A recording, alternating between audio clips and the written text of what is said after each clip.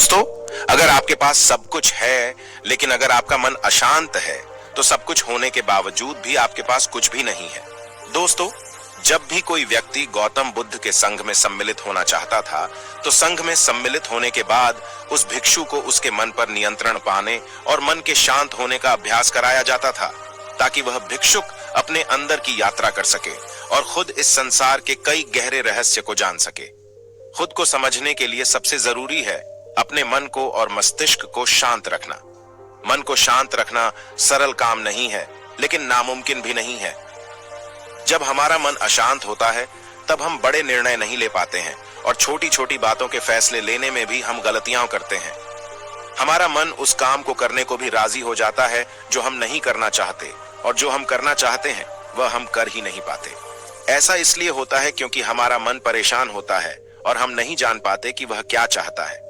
इसलिए जरूरी है कि हम अपने मन मस्तिष्क को शांत रखें और खुद को जानने की कोशिश करें कि हम क्या चाहते हैं और हमारे लिए क्या सही है और क्या गलत है। एक कहानी के माध्यम से मन को शांत रखने का प्रयास करते हैं दोस्तों। हिमालय की तलहटी से सटा एक गांव था जिसमें वीरभद्र नाम का एक नौजवान युवक रहता था। वह युवक हमेशा अपने अनियंत्रित विचारों और अशांत मन से हमेशा परेशान रहता था। उसके दिमाग में इतने अनियंत्रित विचार चलते रहते कि वह ठीक ढंग से रात को सो भी नहीं पाता था। वह नींद जाता था क्योंकि उसके मन में हमेशा अशांति रहती थी और कुछ विचार तो उसके इतने खतरनाक होते थे कि वे उसे नींद से जगा देते थे। वह डर जाता था उन विचारों से क्योंकि जब भी वह अपनी आंखें बंद करता तो उसे कुछ भयावह और डरावनी चीजें दिखाई पड़ती थी, जिस वजह से वह अपनी आंखें खोल देता था। इस बात से वह बहुत ही ज्यादा परेशान था क्योंकि उसकी नींद भी तरीके से पूरी नहीं हो रही थी। उसे लग रहा था कि उसका दिमाग किसी अनियंत्रित शक्ति, किसी ऊपरी शक्ति के नियंत्रण में है, क्योंकि वह चाहता तो अपने दिमाग को शांत रखने की, लेकिन वह कर नहीं पाता था। वह सबसे यही कहता कि वह अपने विचारों को तो शांत रखना चाहता है, लेकिन वह उन विचारों को चाह करके भी शांत नहीं कर पाता क्योंकि उसका दिमाग खुद उसके नियंत्रण में नहीं रहता है। इस बात से उसके घर वाले भी काफी परेशान हो गए थे। दोस्तों, पुराने जमाने में आज के जमाने जैसा कोई बहुत बड़ा हॉस्पिटल नहीं हुआ करता था। उस समय के लोग ऋषिमुनि वैद्य लोगों के पास जाते थे अपना उपचार कराने के लिए, और जंगल में अकेले ही उन वैद्य लोगों की कुटिया होती थी जहां पर लोग जाकर के अपना उपचार करवाते थे। गांव के लोगों ने बताया कि वीरभद्र, तुम पास के जंगल में जो वैद्य रहते हैं तुम उन्हीं के पास जाओ, वही तुम्हारा उपचार कर सकते हैं। पहले तो वीरभद्र लोगों की बातों को मानने से मना कर देता है क्योंकि वह कहता है कि हमने बहुत से लोगों को दिखाया पर कोई फर्क नहीं पड़ा। लेकिन लोगों के बार बार कहने पर वीरभद्र मान जाता है। वह सोचता है कि चलो बहुत जगह इलाज कराया पर कोई फर्क नहीं पड़ा, हो सकता है कि यहाँ दिखाने से कुछ फर्क पड़ जाए। इसी उम्मीद के साथ वह जंगल में उन वैद्य से मिलने पहुंच जाता है। वह वैद्य सिर्फ लोगों का उपचार ही नहीं करते थे बल्कि वह एक बहुत ही बड़े तपस्वी व्यक्ति थे। जब वीरभद्र जंगल में उन वैद्य के आश्रम में पहुंच जाता है तो वह उनको प्रणाम करके कहता है कि हे महाशय, मैं आपका बड़ा ही नाम सुना है आप लोगों का उपचार करने के साथ साथ एक बहुत बड़े तपस्वी भी हैं। वैद्य महाशय कहते हैं कि तुमने ठीक सुना है। तब वीरभद्र कहता है कि महाशय, मेरे दिमाग में तमाम तरह के विचार आते रहते हैं और वह मुझे बहुत ही ज्यादा परेशान करते रहते हैं। मैं उन विचारों से इतना परेशान हो जाता हूँ कि मैं रात में ठीक तरीके से सो भी नहीं पाता। मैं जब भी अपनी आंखें बंद करता हूँ तो हमारे दिमाग में तमाम तरह के विचार आते रहते हैं। कृपया करके कुछ उपाय बताइए ताकि मेरे दिमाग के अनियंत्रित विचार जो मुझे बहुत ज्यादा परेशान करते रहते हैं वह सब शांत हो जाएं। मेरा दिमाग अनियंत्रित विचारों से मुक्त हो जाए। इतना सुनते ही वैद्य महाशय उस युवक से कहते हैं कि बस इतनी सी बात है, तुम इस पेड़ पर उल्टा लटक जाओ। मैं जब तक तुम्हें उतरने को ना बोलूं तब तक तुम्हें इस पेड़ पर ऐसे ही उल्टा लटके रहना है।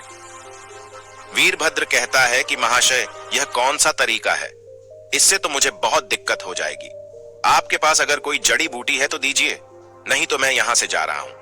मैं कितनी आसान होती लाइफ अगर हम लोगों को एक बार देखकर पता लगा सकते। नहीं तो मैं यहां से जा रहा हूं। मैं यहां उपचार नहीं करवाने वाला। उल्टा पेड़ पर लटका, यह मुझसे नहीं होने वाला है। यह कहां का उपचार है?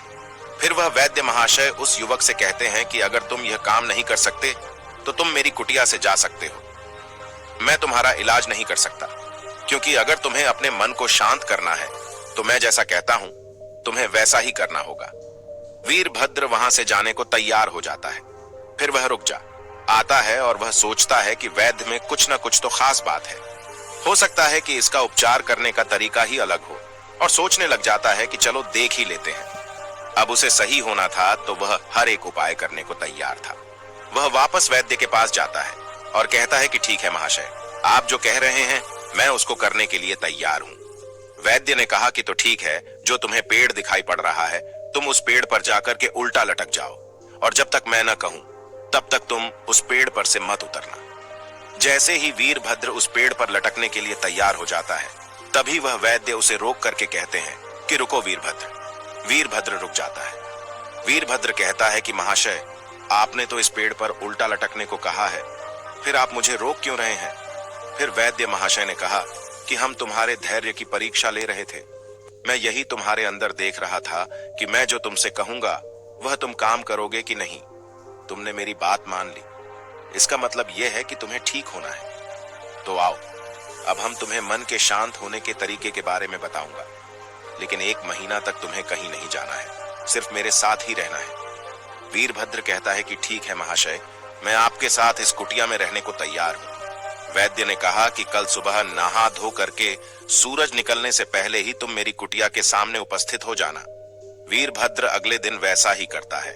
वह रात को जल्दी सो जाता है और सुबह सही समय पर उठ करके स्नान करके वैद्य महाशय की कुटिया के सामने उपस्थित हो जाता है।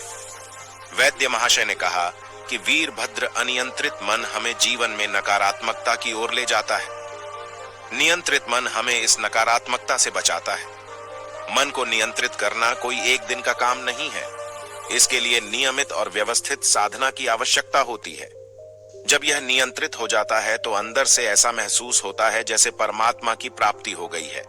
आपका शरीर एक हथियार है और इसे अधिक मजबूत बनाने पर विचार करना चाहिए। आप केवल अपने मन को और शरीर को मजबूत बनाने का विचार कीजिए। इससे आप जीवन के महासागर को पार करने में सक्षम होंगे। अपने आप में एक मजबूत विश्वास आपको धार्मिक बनाएगा। इससे आपको काफी खुशी का आभास होगा। वैद्य ने कहा कि मन को शांत रखने के 7 सूत्र होते हैं जो मैं तुम्हें बता रहा हूं। तुम एक एक करके उन सूत्र को समझना, और अगर तुम समझ गए तो तुम बिना दवा के भी अपने मन को शांत कर लोगे। वैद्य महाशय ने कहा कि मन को शांत रखने का पहला उपाय है, जो हो रहा है उसे होने दो, जो बह रहा है उसे बहने दो। वैद्य महात्मा ने कहा कि वीरभद्र, कभी कभार कुछ चीजें हमारे अनुसार नहीं होती हैं और हम फिर उन चीजों को अपने हिसाब से करने के लिए अथक प्रयास करते हैं, लेकिन हम उस चीज में हारने लगते हैं। हमारे चाहने पर भी वह चीज हमारे हिसाब से नहीं होती है, और जब चीजें हमारे हिसाब से नहीं होती हैं तो जाहिर सी बात है कि हमारा मन अशांत ही रहेगा। अब जैसे मैं तुमसे कहूं कि इस समय गर्मी बहुत पड़ रही है, और अगर तुम चाहो कि ठंडी ठंडी हवा बहने लगे तो यह तो असंभव है, क्योंकि हमारे चाहने से इतनी जल्दी यहाँ जंगल में ठंडी हवा नहीं बह सकती है। ठंडी हवा तो यहाँ तब बहेगी जब यहाँ भौगोलिक परिवर्तन होगा, वातावरण में परिवर्तन होगा, तभी जाकर ठंडी हवा बहेगी। लेकिन अगर हम यह सोचे कि ठंडी हवा बहने लगे और हमारी गर्मी मिट जाए, तो ऐसा होना असंभव है। हमें यह काम करना खुद को मौसम के हिसाब से ढालना है, तभी तो हम इस गर्मी से बच सकते हैं। तो बाहर व्यक्ति के साथ भी ऐसा होता है कि वह चाहता तो है कि चीजें उसके हिसाब से हों, लेकिन चीजें उसके हिसाब से होती ही नहीं। तो ऐसे समय में व्यक्ति को खुद उसके हिसाब से खुद को ढालना चाहिए, क्योंकि अगर हम वातावरण के हिसाब से, परिवेश के हिसाब से खुद को नहीं डालेंगे तो हम बहुत ही पीछे हो जाएंगे और हम हमेशा परेशान रहेंगे और हमारा मन कभी भी शांत नहीं रह पाएगा। इसलिए वातावरण को, परिवेश को बदलने की कोशिश मत कीजिए। चुपचाप बैठ जाइए और मन को भटकने दीजिए। जहां जाना चाहता है उसे जाने दीजिए। बहते झरने की तरह उसे बहने दीजिए। आप अपने आप पर दृढ़ विश्वास रखिए कि आप अपने मन को सभी दिशाओं में देख रहे हैं। अगर आप उसे रोकने का प्रयास करेंगे तो मन बेचैन होने लगेगा। इसलिए शांति से बैठ जाइए और उसे बहते नदी की तरफ अपने मन को बहने, वह जहां जा रहा है उसे जाने दीजिए। उसे रोकने का प्रयास मत कीजिए। धीरे धीरे जब विचार आपके दिमाग में बहने लगेंगे, तमाम विचार उठने लगेंगे। विचारों का सैलाब आपको परेशान भी कर सकता है, लेकिन ध्यान रहे कि आप उन किसी भी विचार पर विचार मत कीजिए। विचारों को आने और उन्हें जाने दीजिए, और थोड़ी देर बाद आप अनुभव कर पाएंगे कि विचार आया और चला गया, फिर दूसरा विचार आया और वह भी चला गया।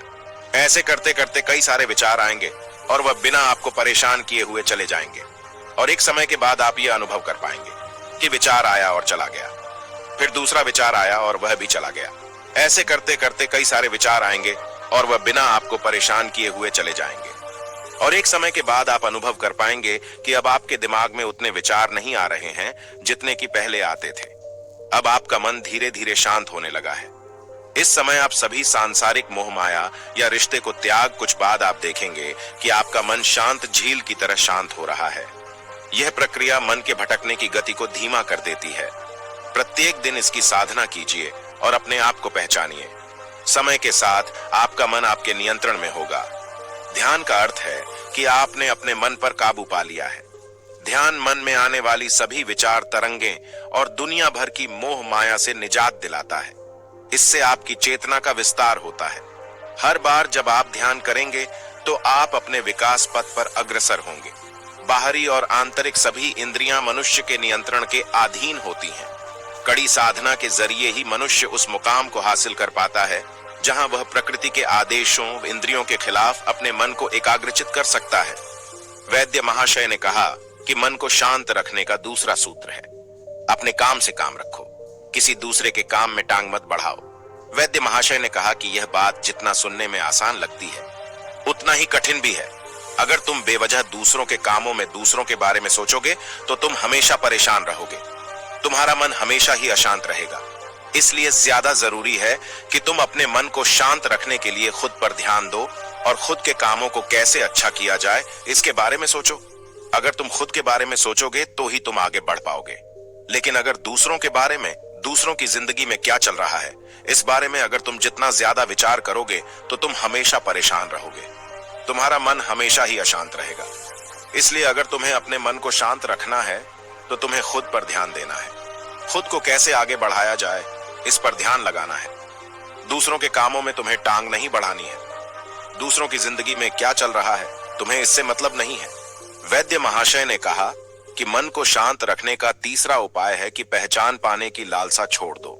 वैद्य महात्मा ने कहा कि अगर तुम्हें अपनी जिंदगी में सफल होना है, मन को शांत रखना है, तो तुम दूसरों से यह आशा मत रखो कि लोग तुम्हारा सम्मान करेंगे कि नहीं।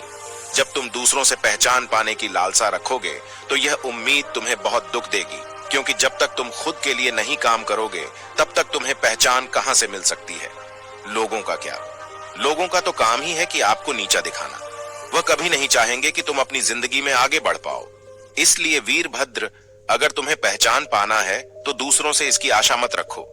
वैद्य ने कहा कि वीरभद्र, मन को शांत रखने का चौथा तरीका है कि माफ करना और कुछ बातों को भूल जाना सीखो। वीरभद्र, कई बार होता है कि हम लोग कुछ बातों को भूल ही नहीं पाते। हम उन्हीं पुरानी बातों को सोच सोच करके परेशान होते रहते हैं। हम उन बातों को भूलना ही नहीं चाहते। किसी ने हमसे बीते समय में कुछ बातें कह दी हैं और हम उन बातों को अपने दिमाग में बैठा लिए हैं और उन बातों पर बार बार विचार करते रहते हैं। और जितना हम उन बातों पर विचार करते हैं हम उतना ही ज्यादा परेशान होने लगते हैं। इसे ऐसा समझो कि एक मीठा जहर होता है जो कि हमें अंदर ही अंदर मारता रहता है, लेकिन हमको इसका पता नहीं चल पाता है। वीरभद्र, तुम अपनी जिंदगी में कुछ करना चाह रहे हो और तुम्हें पुराने समय में जो बातें हो चुकी हैं, तुम्हारे साथ जो घटनाएं घट चुकी हैं, तो उन बातों पर लगातार सोच रहे हो। उससे होगा क्या कि जो तुम काम करना चाह रहे हैं, भविष्य में उस काम पर तुम ध्यान ही नहीं दे पाओगे, क्योंकि तुम बीते हुए कल के बारे में सोच रहे हो। और जब तुम बीते हुए कल के बारे में सोचोगे तो तुम हमेशा ही पीछे रहोगे, आगे कभी नहीं जा पाओगे। इसलिए कोशिश करो कि जो बातें बीत चुकी हैं उनको भूल जाओ, क्योंकि वह बातें सिर्फ और सिर्फ आपको परेशान ही करेंगी, आपको फायदा देने वाली नहीं है। वैद्य ने कहा कि मन को शांत रखने का पांचवा तरीका है, लंबी और गहरी सांस लें। जब भी तुम्हारा मन अशांत होने लगे तो तुम गहरी और लंबी सांस लेने का प्रयास करो। यह मन को शांत रखने का अचूक और सरल उपाय है। जब तुम अपना ध्यान सांस लेने पर केंद्रित करते हो तब तुम्हारे मस्तिष्क में अच्छे रसायन स्रावित होते हैं जो मन को नियंत्रित करने और मन को खुश रखने में बेहद अहम भूमिका निभाते हैं। जब भी आपका मन अशांत हो तो आप 10 बार गहरी लंबी सांस लेना शुरू करें और जब तक संभव हो सके सांस को रोकने के बाद धीरे धीरे इसे छोड़ दें। सांस भरते वक्त अपना ध्यान फेफड़ों पर केंद्रित करना चाहिए।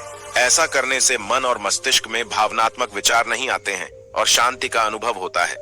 वैद्य ने कहा कि मन को शांत करने का छठा उपाय है योग करना। यह बात जो सभी जानते हैं कि योग से न सिर्फ तन बल्कि मन भी स्वस्थ और शांत रहते हैं। इसलिए मन को शांत करने के लिए योग करना एक बेहतरीन उपाय है। नियमित रूप से योग करने से व्यक्ति हेल्दी रहता है। शांत दिमाग और मन के लिए शरीर का स्वस्थ होना बहुत ज्यादा जरूरी होता है। इसलिए प्रतिदिन कम से कम 30 मिनट तक योगा जरूर करना चाहिए। ध्यान केंद्रित करें, किसी चित्र पर या किसी वस्तु पर अपना ध्यान केंद्रित जरूर करें।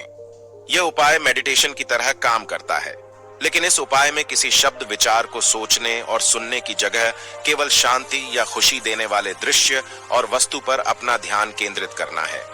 जैसे आप सुबह उठें और उस वस्तु को देखें जिसे आप पाना चाहते थे, तो आपका मन अपने आप खुशी से झूम उठेगा। वैद्य महाशय ने कहा कि वीरभद्र मन को शांत रखने का 7वां और अंतिम उपाय है कि हमेशा सकारात्मक रहें। आपका मन जब भी परेशान होता है तो नकारात्मक विचार आपके दिमाग हावी होने लगते हैं। इसलिए जरूरी है हमेशा सकारात्मक विचारों पर ध्यान केंद्रित करें। ऐसा करने से आपका मन शांत होगा और अच्छे नतीजे हासिल होंगे।